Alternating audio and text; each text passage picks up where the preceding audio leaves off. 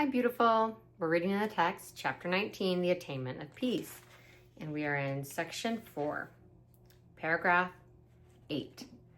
This feather of a wish, this tiny illusion, this microscopic remnant of the belief in sin is all that remains of what once seemed to be the world. It is no longer an unrelenting barrier to peace. Its pointless wandering makes its results appear to be more erratic and unpredictable than before. Yet what could be more unstable than a tightly organized delusional system? Its seeming stability is its pervasive weakness, which extends to everything. The variability the little remnant induces merely indicates its limited results. How mighty can a little feather be before the great wings of truth? So I'll pause here and say, so here the text is comparing ego to spirit. You know, ego being a tiny little floating feather, meaningless. How mighty can a little feather be before the great wings of truth? Can it oppose an eagle's flight or hinder the advance of summer? Can it interfere with the effects of summer's sun upon a garden covered by the snow? See but how easily this little wisp is lifted up and carried away, never to return. And part with it in gladness, not regret. For it is nothing in itself and stood for nothing when you had greater faith in its protection. Would you not rather greet the summer sun than fix your gaze upon a disappearing snowflake and shiver in remembrance of the winter's cold? I love the poetic language that's used here because it's really such a beautiful metaphor of, look, you're in a garden in full bloom with the summer sun shining on you, and you're trying to fixate on a tiny little disappearing snowflake, thinking about how cold it used to be. And that's the fixation that we have on the past instead of being in the present moment, which is like the garden in full bloom. It's so beautiful. And I still catch myself sometimes, oh my goodness, remember that? Remember how cold it was? And fixating on that and focusing on that and merging with that cold and that fear, and then like snap out of it. Oh my goodness, everything's fine. I had a moment like that this morning. In fact, I was just sitting on my couch relaxing, and I was thinking about a celebration I'm going to tomorrow, and oh, I got the gift, and this is the gift I'm going to give this person, and I was just overcome with joy of like, I get to love people. I got to pick out a gift for someone I love. Whoa. It's like part of the miracle is recognizing how our everyday life, it's these things we call little that are huge.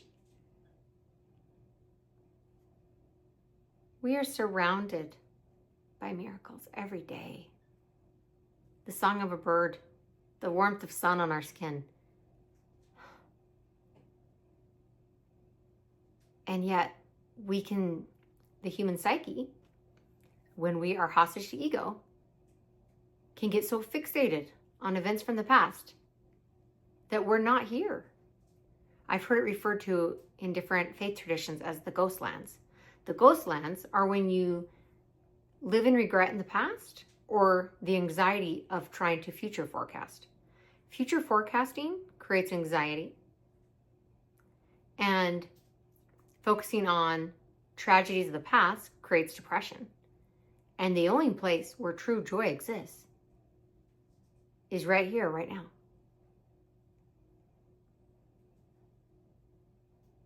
And it doesn't mean we can't have fond memories of the past and feel some joy in that, like, oh, what a fun memory. But we're still experiencing that in the moment. And there's nothing wrong with some light planning, some light practical planning for the future. Oh, I need to pack a lunch for my kid tomorrow. What should I do? What should I make for lunch? I mean, it's great that we have this intellect. The human mind is so wonderful when we're using it to create and provide value and discover and explore. But I've heard it said that the mind makes a wonderful servant and a terrible master. I've had to, in the past, tell my mind, hey, why are you repeating that horrible memory? That's not helpful. And I've actually felt my mind almost like an apparatus or an appliance be like, oh, okay, well, what do you want me to do instead? We can literally program this. In fact, A Course in Miracles is helping us reprogram it so that we can, the human psyche is not you, but it's part of what you get to experience being human. And so, yeah, let's program it to be as pleasant and comfortable as possible while we're here on Earth School. How mighty can a little feather be before the great wings of truth? Would you not rather greet the summer sun than fix your gaze upon a disappearing snowflake and shiver in remembrance of the winter's cold? So, the invitation for all of us, myself included, let's be here now. Let's enjoy this beautiful day. Look for the beauty. Seek and you shall find applies to anything.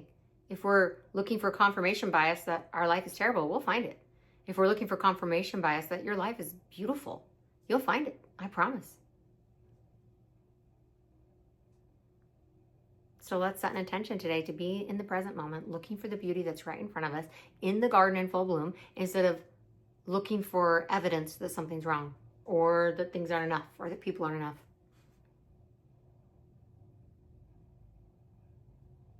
If Spirit is calling us to help provide support in a situation, we'll know, and it will feel aligned and effortless and in flow. But if we're feeling anxious or worried about something, when we worry, we're praying for a problem. When we have faith and trust that things are unfolding exactly as they need to, that is allowing the miracle. Let's allow today to be a day of miracles. Thank you for being here. Mwah. See you soon.